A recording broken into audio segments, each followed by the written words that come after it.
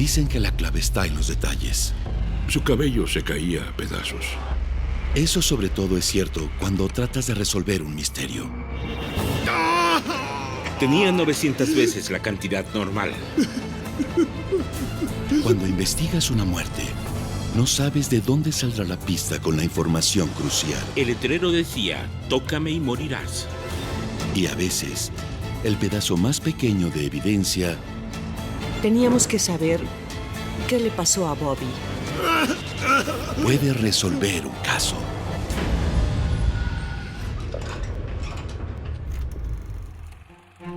Mi familia tenía una funeraria. Para mí, estar cerca de los cadáveres era algo normal en mi vida. Durante los últimos 25 años, he sido forense del condado de Dauphin, Pensilvania. He participado en casi 3,000 autopsias. Dicen que todos tienen una historia que contar, pero para mí, todos los cadáveres tienen una historia que contar, y es mi trabajo escucharla.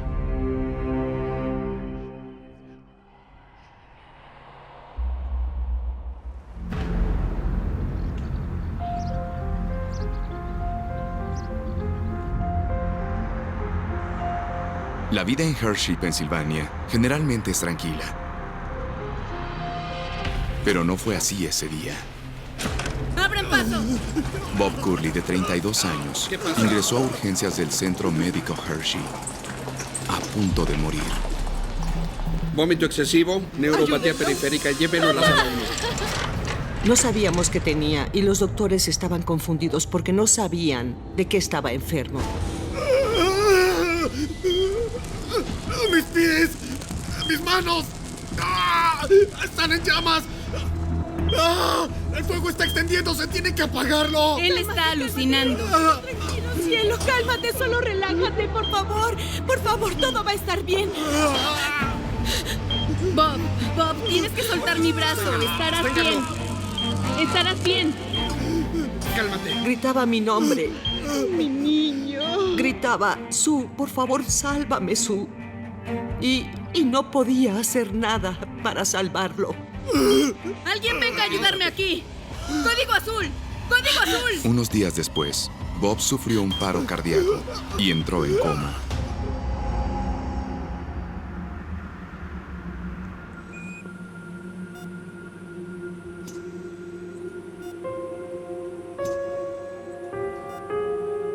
No sabíamos qué le pasaba a Bobby.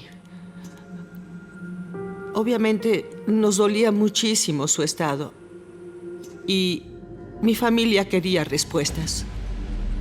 De inmediato, el Dr. Ward le hizo un examen neurológico y otros análisis diferentes. Pero desafortunadamente ya era muy tarde. Bob tenía daño cerebral irreversible y jamás iba a recuperarse.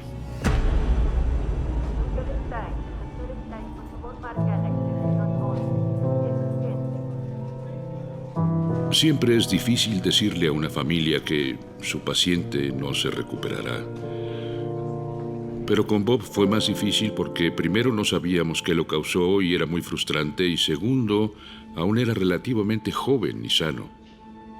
Lo lamento. Fue una pesadilla que mi madre viera morir a su hijo así. Fue horrible. El 7 de septiembre del 91, la esposa de Bob, Joan, permitió que los doctores lo desconectaran del soporte vital. Mi mamá y yo pasamos el día completo con Bobby, todo el día. Mientras llorábamos y nos abrazábamos, Joan se quedó a su lado hasta que dejó de respirar.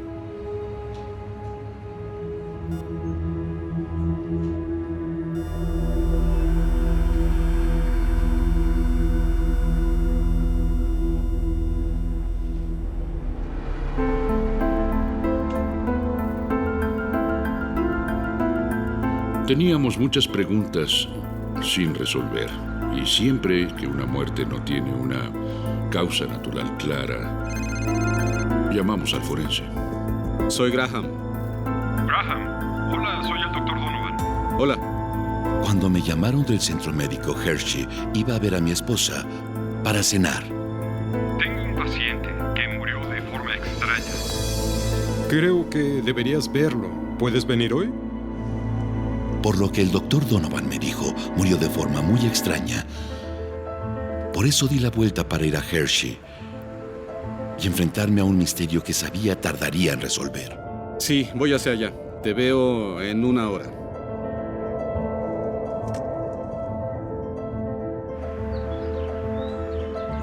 Me acuerdo que cuando fui hacia allá era otoño y siempre que veo los colores de las hojas secas, pienso en cómo entramos a otro ciclo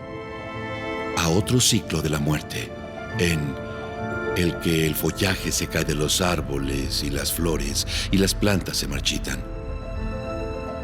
Y por lo que el doctor Donovan me había mencionado, sabía que sería un caso interesante.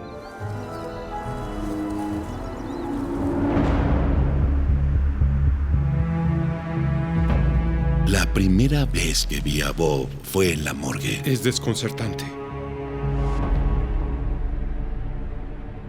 Y me impactó su aspecto.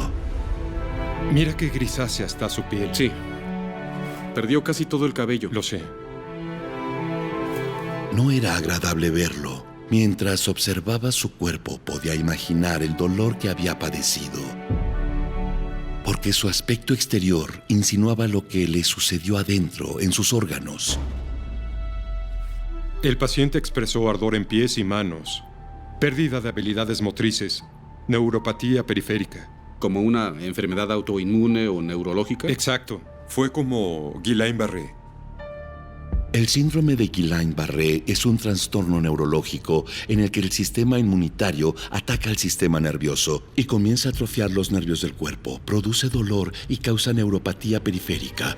Es la pérdida de sensación en manos o sentirse en llamas. Al inicio, muchas veces, se manifiesta como una enfermedad viral, como un dolor muscular, pero puede hacerse mucho peor.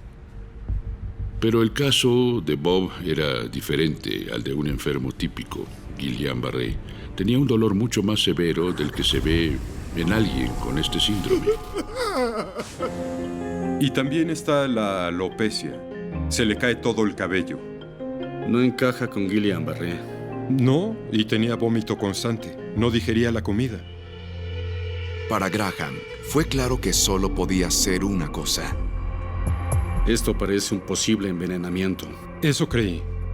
Hice una serie de exámenes para buscar toxinas, pero para cuando tuve los resultados ya era tarde. Los médicos no vemos envenenamientos con frecuencia. Hay un viejo dicho en la medicina que dice que busques primero caballos, cosas comunes. Y si no es una cosa común, que busques cebras. Y esto no era una cebra, era una cebra morada. ¿Puedo ver el reporte toxicológico? Sí.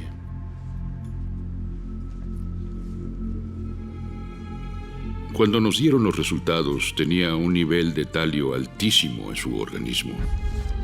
Y el talio no es algo que Graham vea todos los días. El talio es un metal pesado, es venenoso. Se usaba como raticida antiguamente, pero lo prohibieron para uso comercial desde los años 60, porque era muy peligroso. También se le conoce como un veneno para asesinos, porque es incoloro e inodoro. Es inaceptable, pero está presente en el ambiente y guardamos cantidades muy pequeñas en el cuerpo. ¿Es la cantidad que tenía Robert? Debe estar equivocado. No había visto una cantidad tan alta. Bob tenía 900 veces la cantidad normal de talio. Era una cantidad increíblemente tóxica. Sabía que era un verdadero problema. Por eso sufrió esa agonía.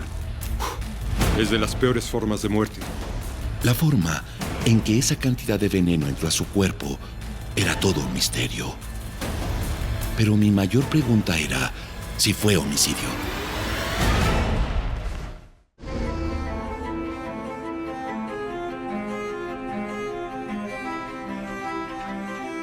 Para saber qué le pasó a Bob, necesitaba conocerlo mejor.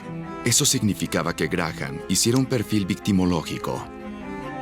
Tenía que saber quiénes eran sus amigos, con quién trabajaba, saber de su esposa.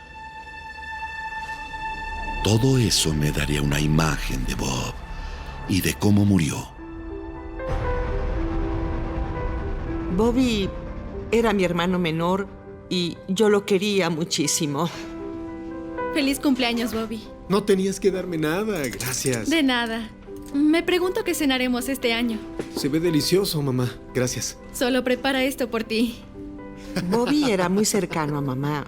Era el menor, por eso lo mimaba un poco más. Ay, déjalo en paz. Es su platillo favorito. El platillo favorito de Bobby era el albondigón y sabíamos que en cada cumpleaños suyo comeríamos eso.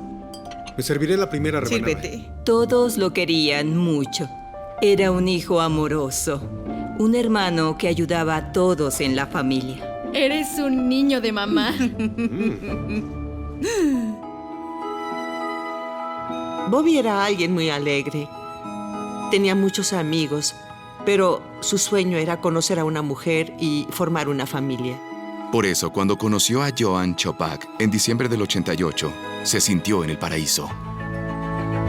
Les presento a la mejor acróbata del mundo, ¡Angela! Joan tuvo antes otro esposo y tenía una hija. 6, 7, va a establecer un nuevo récord mundial. Desafortunadamente, su primer esposo murió en un accidente de auto.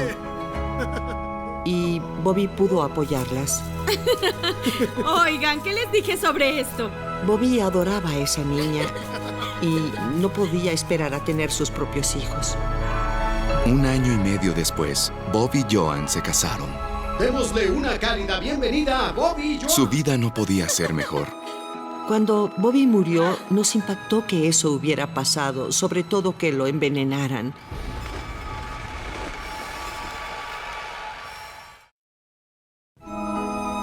Joan, ojalá sepa de su pasión por el albondigón. Ah, créeme, ya me lo dijo.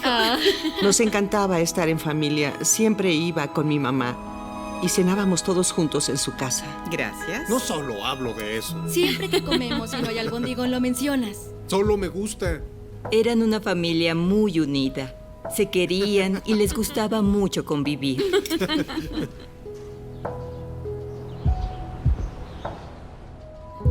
Y esa familia tenía otra razón para sentirse feliz.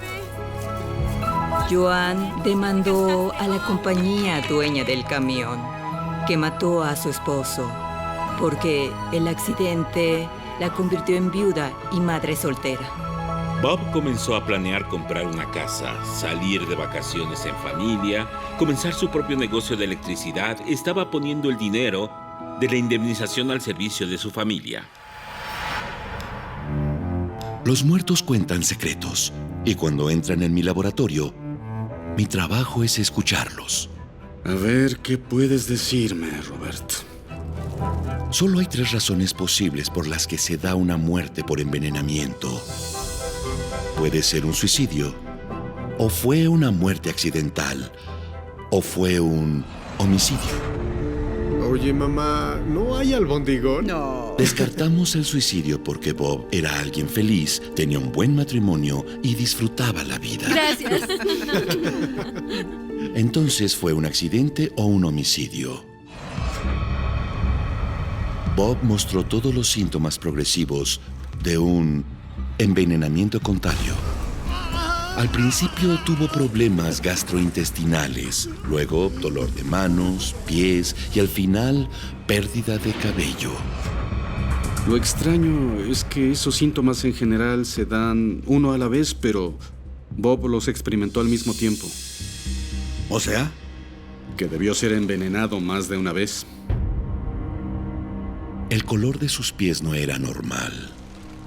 Y sabía que encontraríamos algo patológico después de abrirlo. Hago la primera incisión en la cavidad torácica. Un chorro. Cuando abrimos el cuerpo, sus órganos estaban en el lugar normal, pero estaban a punto de colapsar. Se ven inflamados. Demasiado inflamados por congestión. Hay acumulación de líquidos en los tejidos. La cantidad de talio que tenía su cuerpo cuando murió era mayor a la que cualquier persona soportaría. Los pulmones están congestionados. Eso podría indicar que inhaló el talio. Hay 3 formas de envenenarse con talio. Una es respirarlo, otra es absorberlo a través de la piel y la tercera y última, ingerirlo. ¿Entonces lo ingirió o lo inhaló? Aún no estoy seguro.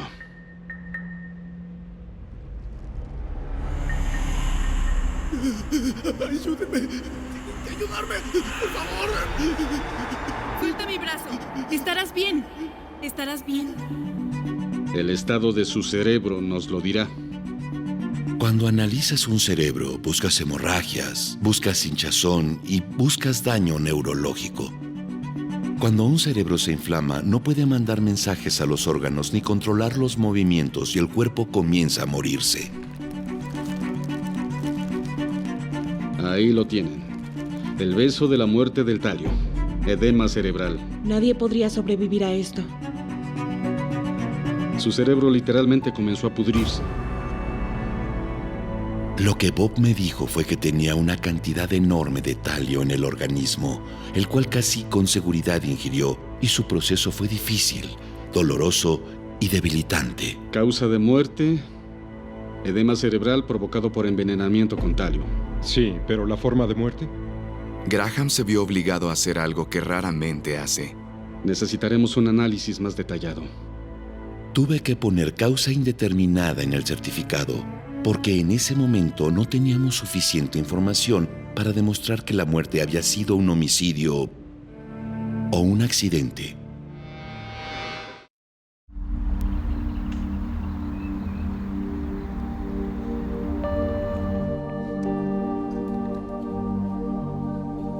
Graham, soy Gentil. Tengo tu reporte, ya estamos investigándolo. El talio se usaba como raticida, pero descubrieron que era muy peligroso y lo prohibieron en los Estados Unidos desde los 60. Gracias. Estaremos en contacto. Gracias, Graham.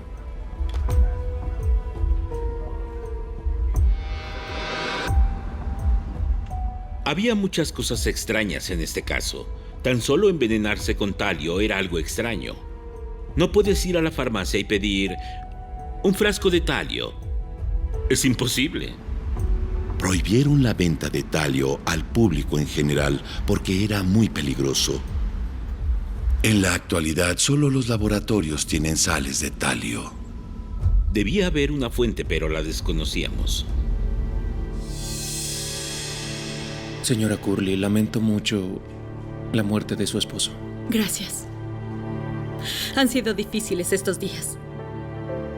A veces es difícil hablar con una esposa en pena, con las emociones a flor de piel, su dolor, pero Joan cooperó mucho. ¿Tiene idea de dónde Robert pudo intoxicarse con talio? Es un raticida. No. Mi hija toca todo. Jamás tendríamos un veneno así en casa. Cuando buscamos en su casa, no encontramos ningún raticida. No encontramos talio en ninguna parte.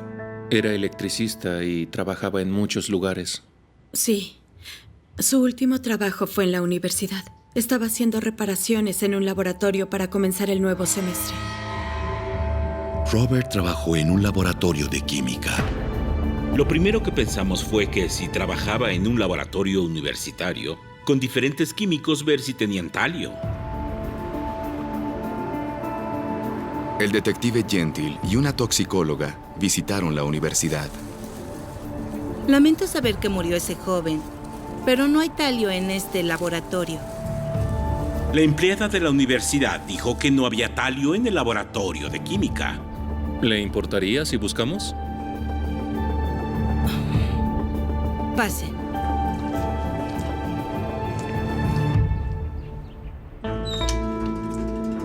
No permitimos que entre cualquiera. No sé cómo podría haber entrado al laboratorio. Tiene diferentes presentaciones. Buscamos algo que parezca un polvo blanco o un bloque verde metálico. Buscamos cualquier cosa que tuviera talio, como un contenedor o algún producto derivado. Seguro no encontrará nada. Pero no pasó mucho para que encontraran algo. Encontramos 5 botellas que decían sulfato de talio, y lo que había al lado nos impactó. Para limpiar talio, tócame y morirás. La persona con la que hablé, por alguna razón no sabía lo que tenían o desconocía por completo su inventario, y dijo que en el laboratorio no había talio. Nos surgieron 2 preguntas. ¿Un laboratorio universitario había expuesto a cientos de estudiantes a un veneno mortal? ¿O alguien encontró ese talio y envenenó intencionalmente a Bob? En los días posteriores a la muerte de Bob Curley, el forense Graham Hedrick y los detectives temieron que había absorbido una dosis letal de talio en un laboratorio universitario. Para limpiar talio, tócame y morirás.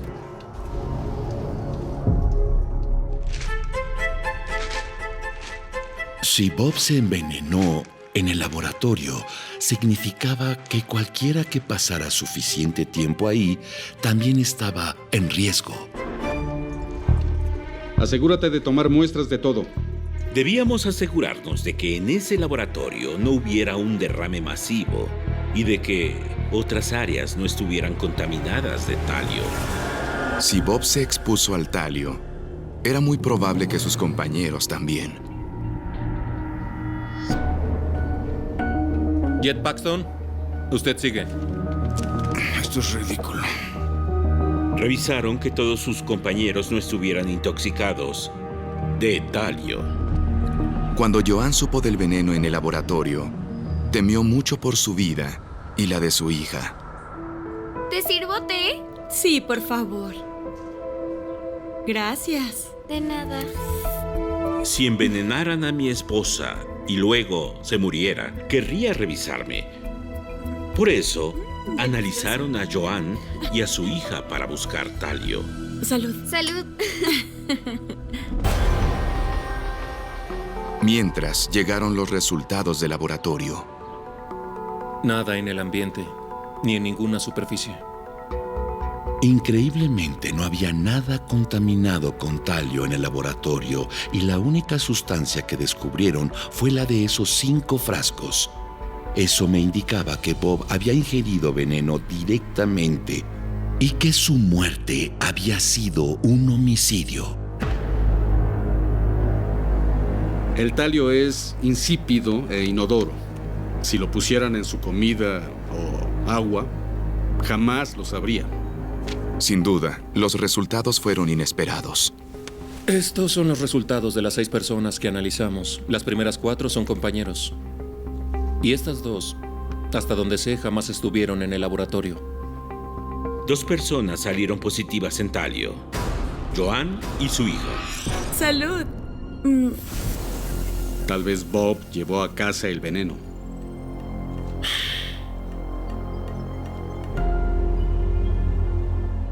Joan, usted y su hija salieron positivas en talio.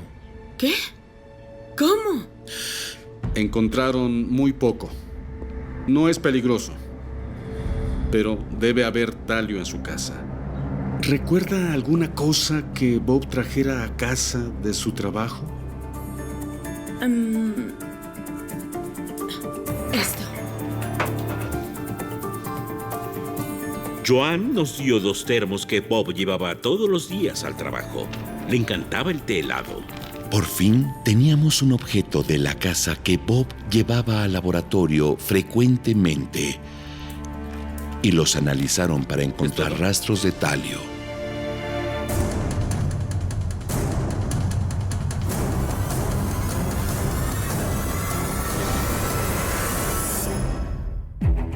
Unos días después, llegaron los resultados de los termos. Graham, llegó esto para ti. Gracias.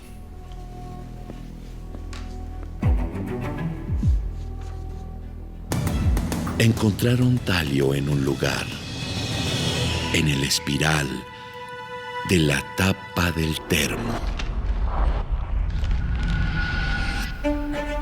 Sabíamos que había un enlace perfecto entre la casa, la universidad y Bob. Confirmó mi idea de que había ingerido el talio. Y aunque Joan siempre había cooperado, los detectives no habrían hecho su trabajo de no haberla investigado.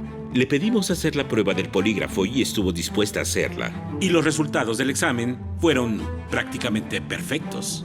¿Quién pudo tener problemas con Robert? ¿Un compañero de trabajo? No, todos querían a Robert. Él y sus compañeros se llevaban excelente. Siempre jugaban entre ellos y se hacían bromas en el trabajo. ¿Bromas? ¿Qué clase de bromas? Nada serio. Solo tonterías, como pegar sus herramientas en la caja o poner salsa picante en su comida. A comer. ¿Le mencionó algún nombre? Tratamos de averiguar la verdad y nos preguntamos si un compañero le habría hecho una broma. Les dijo a los detectives el nombre de un compañero en particular, Jed Paxton.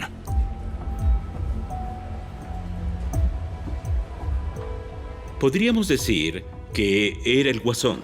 Era el colega que más bromeaba.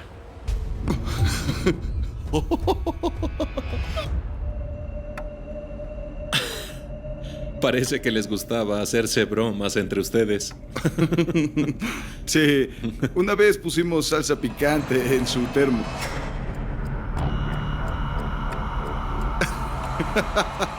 Debió ver su cara.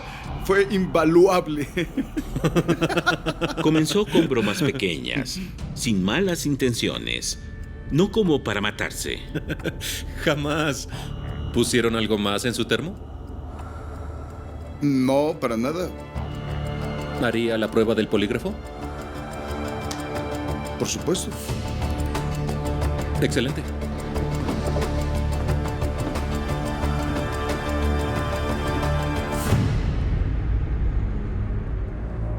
¿Trabajó con Robert Curly? Sí. ¿Adulteró en secreto la comida o bebida del señor Curly en el trabajo? Sí. ¿Puso talio en el termo del señor Curly con la intención de dañarlo? No.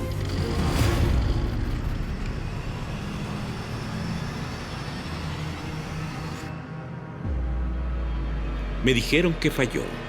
Creo que fue una de las peores pruebas que el examinador había visto. En ese momento comencé a creer que estaba mintiendo. Más le vale confesar. ¿De qué habla? Más vale que comience a decir la verdad. Tenía acceso a su termo y tuvo acceso al talio. Pensamos que era muy probable que quisiera vengarse y que al tener tan a la mano un veneno letal, lo matara.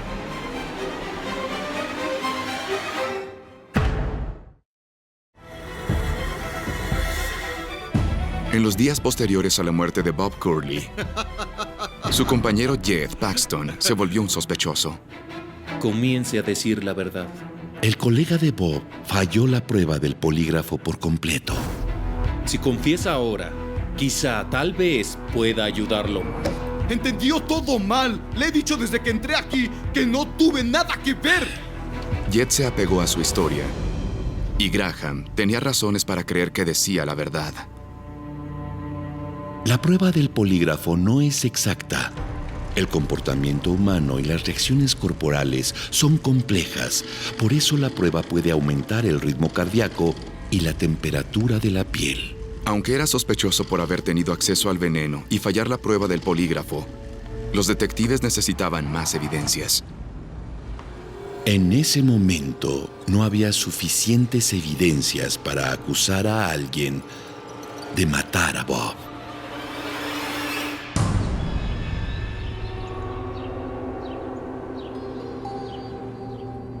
Lo que más deseaba era poder contar la historia completa de la muerte de Bob. Y no determinar la muerte de una persona siempre me inquieta. Nos preocupaba que jamás se resolviera. Necesitábamos saber qué le pasó a Bobby. 4 meses después, designaron a Peter Olszewski como el nuevo fiscal de distrito. Nos presionaban mucho desde muchos frentes para tratar de resolver el caso. Llegaremos al fondo de esto. Se lo prometo.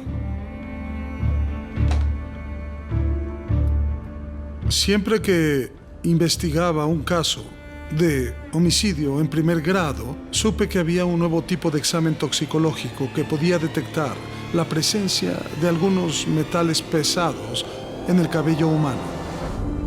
Aunque es poco común en las investigaciones forenses modernas, era una técnica que Graham conocía muy bien.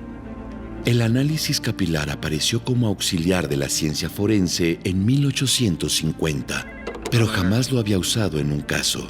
Graham, soy Olszewski. Me pareció algo interesante y estaba listo para hacerlo.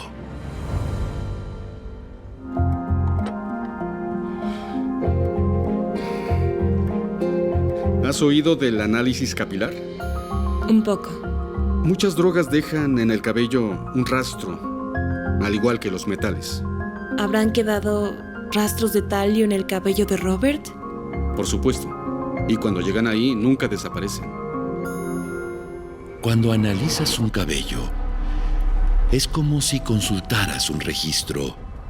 Ves qué químicos consumieron, por cuánto tiempo y la cantidad de la dosis.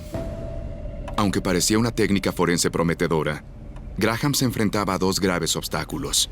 La víctima había perdido casi todo el cabello por el talio y llevaba enterrado casi 3 años. Desafortunadamente en este caso, necesitaremos una muestra mejor. Aunque teníamos cabello de la primera autopsia, un análisis capilar requería más de lo que teníamos, y para poder tomarlo, había que exhumarlo.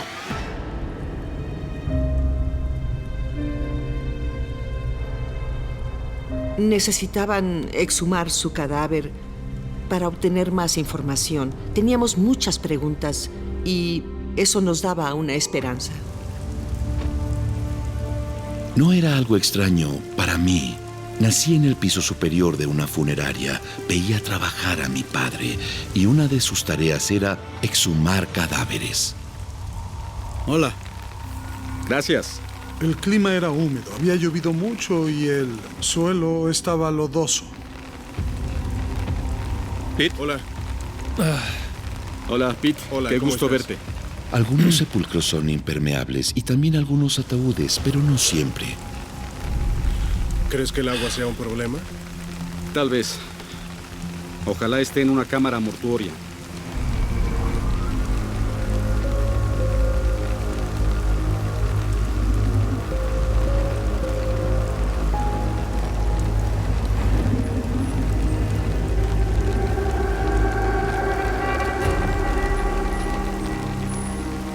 Mientras veía cómo sacaban el ataúd, noté que salía agua del interior.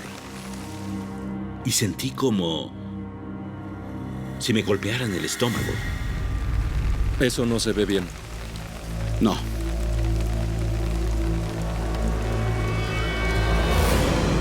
Nuestra primera pregunta fue de qué forma podría afectar el agua las muestras de cabello, si es que todavía quedaba alguna en su cuerpo. El ataúd seguía sellado y el equipo lo transportó a la morgue para una segunda autopsia con la esperanza de que no fuera muy tarde.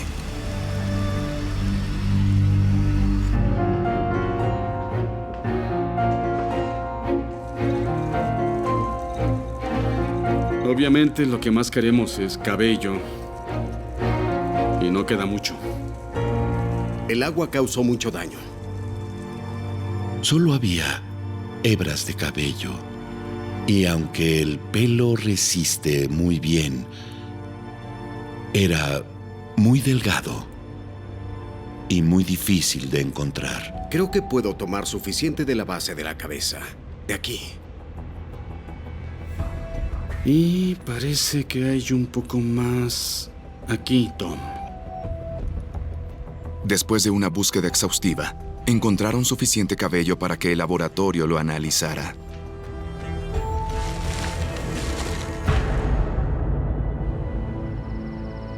Estaba nervioso. No sabíamos si, con el tiempo, las muestras, aún sin mojarse, se habrían deteriorado hasta el punto de ser inservibles.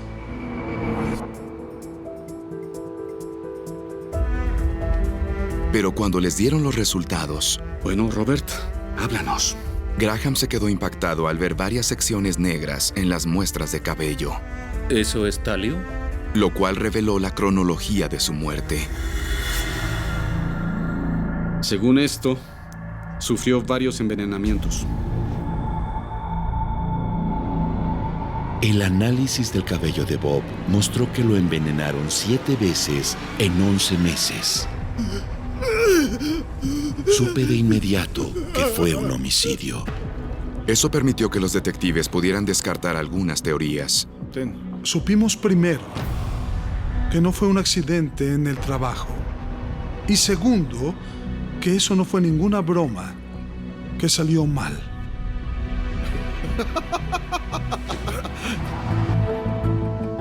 Cuando Graham hizo la cronología, vio cuándo recibió la última dosis de talio e hizo un descubrimiento aterrador. Está en la raíz, la sección más nueva del cabello. Y es la más oscura.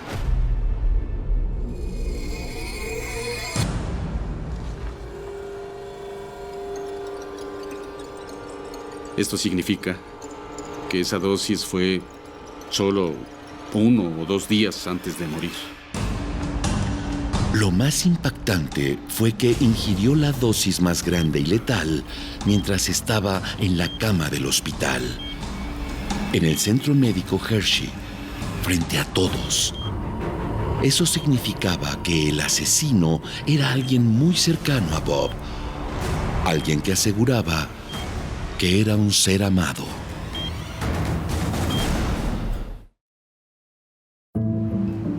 La muerte de Bob Curley había sido un misterio hasta que una muestra de su propio cabello indicó que fue un homicidio.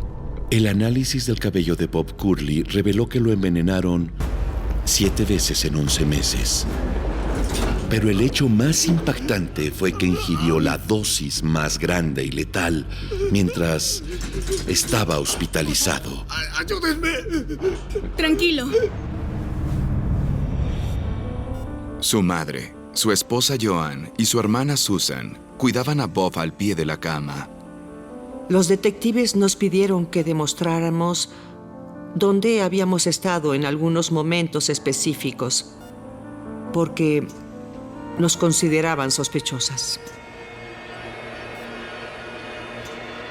Los detectives determinaron que solo hubo una persona cerca de Bob Curley en todo momento que ingirió el veneno, y esa persona era la esposa de Bob, Joan Curley. Basándonos en el análisis capilar, 2 meses después de que se casaron, Joan comenzó a envenenarlo. Inició con pequeñas dosis y después aumentó la dosis. Fue un proceso metódico que llevaría a Bob hasta la muerte.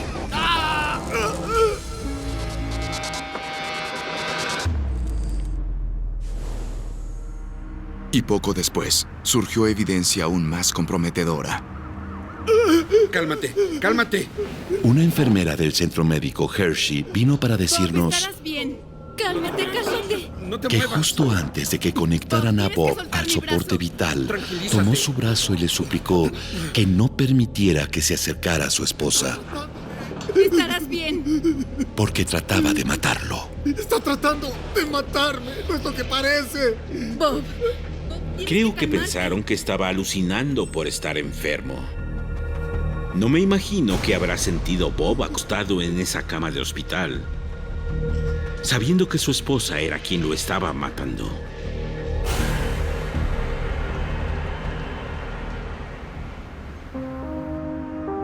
Tenían suficientes pruebas para arrestar a Joan Curley, de 33 años, y acusarla de homicidio en primer grado. Pero al principio, ella no quiso cooperar. El día del arresto, la mujer que antes era cooperativa y que estaba dispuesta a ayudar no quería decir nada. Bueno, Joan, ahora dinos qué pasó. Vamos, Joan. ¿Cómo envenenaste a Robert? Cuando se dio cuenta que podían condenarla a muerte, comenzó a confesar qué había hecho, cómo lo hizo y por qué lo hizo. Lo ponía en su comida, a veces en su té. Joan y Bob Curley vivían en casa de su abuela, la cual tenía veneno para ratas en el sótano. Joan metió un poco de veneno en una bolsa y lo echaba en su té y en su comida. Literalmente nos dijo que envenenó a Bob mientras estaba en el hospital moribundo. Cuando la familia de Bob se enteró de que Joan lo mató, quedó devastada. Es vengativa, maliciosa y puede dañar a cualquiera. Estuvieron casados 6 semanas antes de que empezara a envenenarlo. 6 semanas. Le dio a su hija de 4 años veneno para ratas. ¿Y para qué? Solo para confundir a los detectives, y al final consiguió justo eso.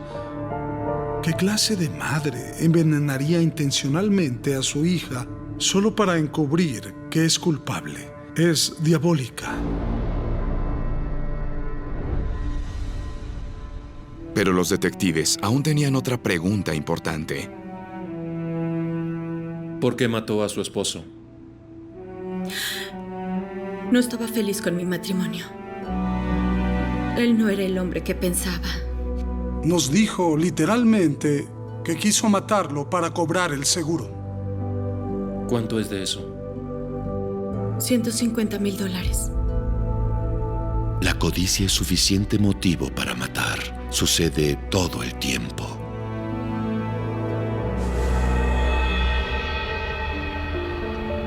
Joan se declaró culpable de homicidio en 3er grado y la sentenciaron a 20 años de prisión.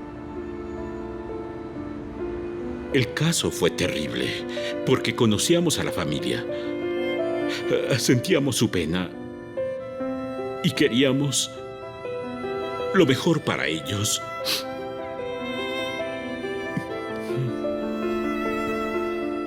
Hemos mantenido con vida el recuerdo de Bob por más de 25 años.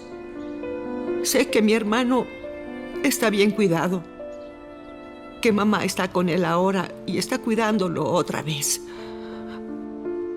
Murió muy joven. Extrañamos mucho a Bobby y me hace falta.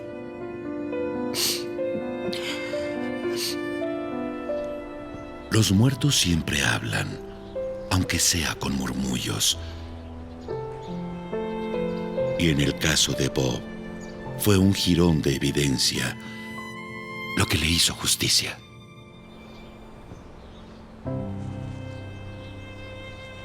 Doblaje por Candiani Dubbing Studios.